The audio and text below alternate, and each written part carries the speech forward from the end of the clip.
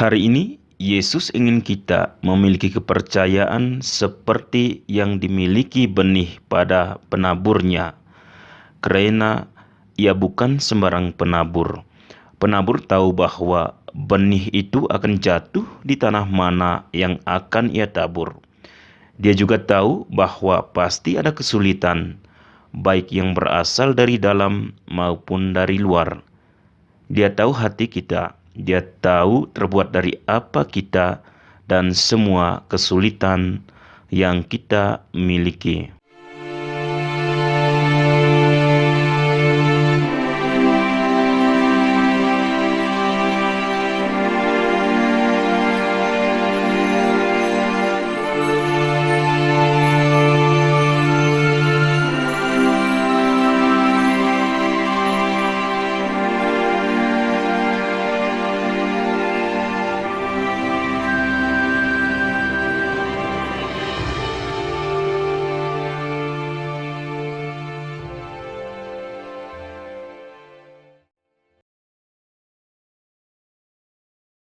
Selamat pagi saudara dan saudariku yang terkasih di dalam Tuhan kita Yesus Kristus.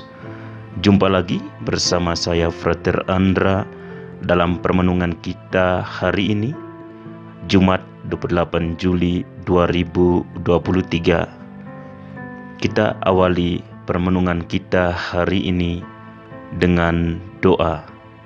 Dalam nama Bapa dan Putra dan Roh Kudus. Amin. Ya Tuhan, kami mengucap syukur kepadamu, karena hingga saat ini kami masih diberi kesehatan dan semangat baru untuk memuji dan memuliakan nama-Mu. Hari ini kami diingatkan untuk menjadi penabur yang tahu di mana benih itu harus ditabur, sehingga benih itu dapat bertumbuh dan menghasilkan buah dan tidak jatuh di tempat yang salah. Berkatilah kami hari ini ya Tuhan, dan jadikanlah kami penabur yang membawa cinta, kegembiraan, kedamaian, kesabaran, kebaikan, kelemah lembutan, kesetiaan, pengendalian diri, kesopanan, dan kesucian. Amin. Dalam nama Bapa dan Putra dan Roh Kudus. Amin.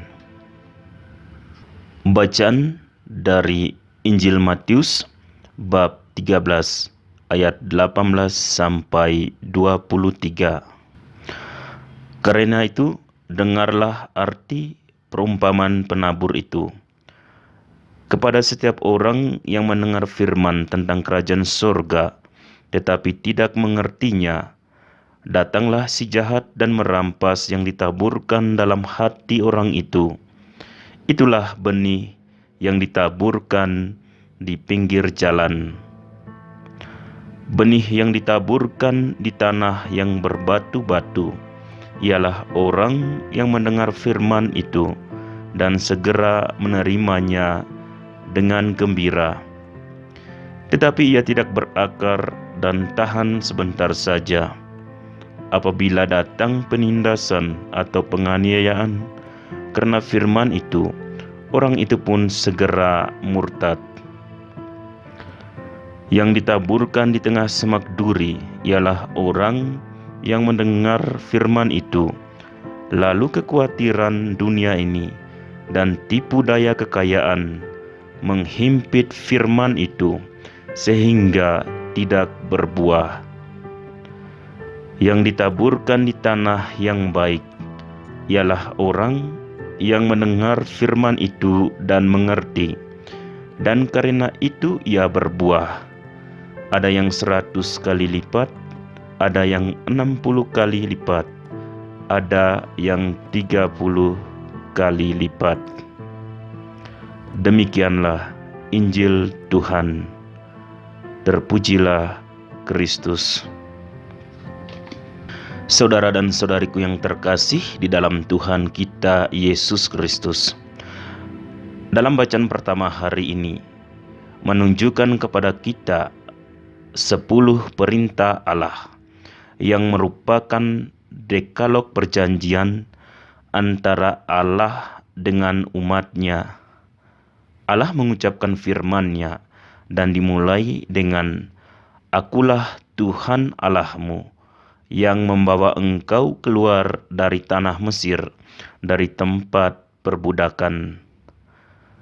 Perintah atau norma-norma kehidupan yang diterima bangsa Israel tidak berasal dari Tuhan yang asing dan jauh dari mereka, melainkan berasal dari Tuhan yang sama, yang mencintai mereka seperti seorang ayah, yang membebaskan mereka dari penindasan, yang menemani mereka dalam perjalanan mereka.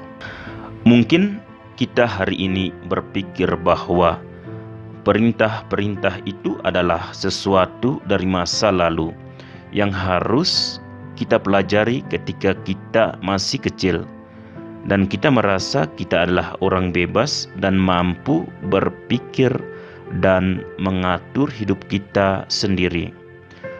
Namun, jika kita menyadari bahwa hidup kita sebagai orang Kristiani selalu berhubungan dengan hidup Yesus, kita akan menghargai kata-kata itu, yaitu kata-kata yang merupakan rangkuman utama tentang bagaimana kita harus berhubungan dengan Tuhan dan sesama kita.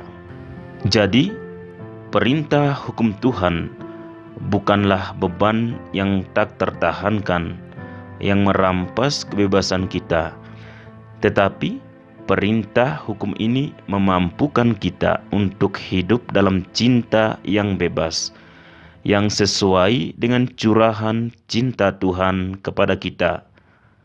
Perintah dan hukum ini adalah jalan kita menuju ke kehidupan yang bermartabat dan bebas, selaras dengan Tuhan dan sesama kita, yang juga merupakan cara terbaik untuk selaras dengan diri kita sendiri.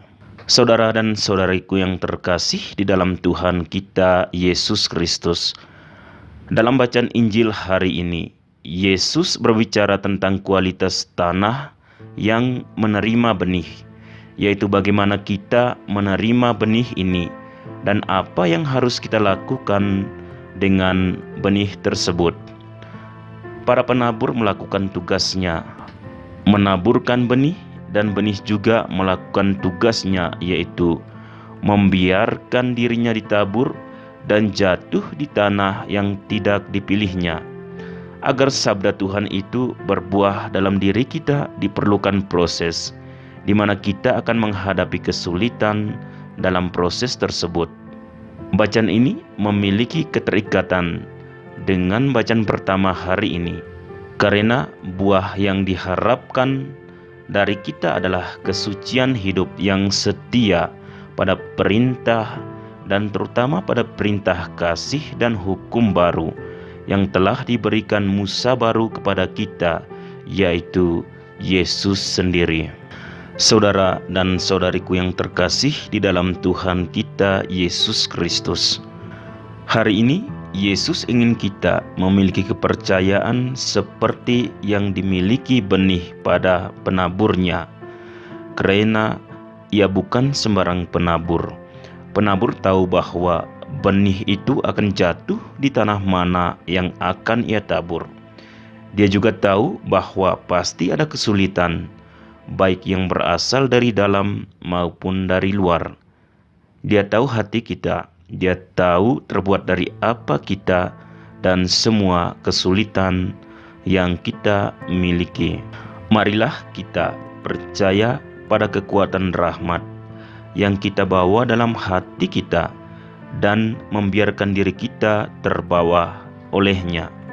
Dengan cara ini kita tidak hanya akan memenuhi perintah, tetapi kita akan menghasilkan buah yang diharapkan penabur dari kita, yaitu cinta, kegembiraan, kedamaian, kesabaran, kebaikan, kelemah lembutan, kesetiaan, pengendalian diri, kesopanan, dan kesucian.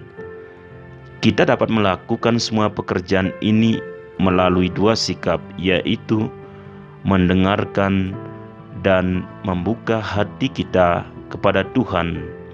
Itulah sebabnya penjelasan perumpamaan diakhiri dengan memberitahu kita bahwa siapapun yang mendengar kata itu dan memahaminya, ia menghasilkan buah.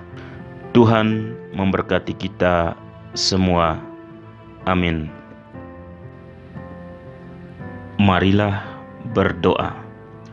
Bapa yang kudus, Yesus telah bersabda kepada kami, "Tuaian memang banyak tetapi pekerja sedikit. Karena itu mintalah kepada Tuhan yang empunya tuaian, supaya ia mengirimkan pekerja-pekerja untuk tuaian itu. Oleh karena itu, kami berdoa kepadamu dengan keyakinan sesuai dengan harapan hatinya. Bantulah semua orang Kristiani agar dengan serius bertanggung jawab sebagai warga kerajaan Allah dan sebagai batu penjuru yang hidup bagi gereja. Pilihlah dari antara umat-Mu pekerja-pekerja kerasulan, imam, diakon, biarawan-biarawati, dan rasul-rasul awam, sehingga kabar sukacita dimaklumkan kepada semua bangsa dan belas kasih-Mu diketahui oleh semua saudara dan saudari kami. Amin. Maria, Ratu para Rasul, doakanlah kami. Para Rasul Kudus, doakanlah kami. Santo Fransiskus dari Assisi, doakanlah kami. Padre Eusebio Menard y Señor Hector Duran, jadilah perantara bagi kami. Amin. Dalam nama Bapa dan Putra dan Roh Kudus. Amin.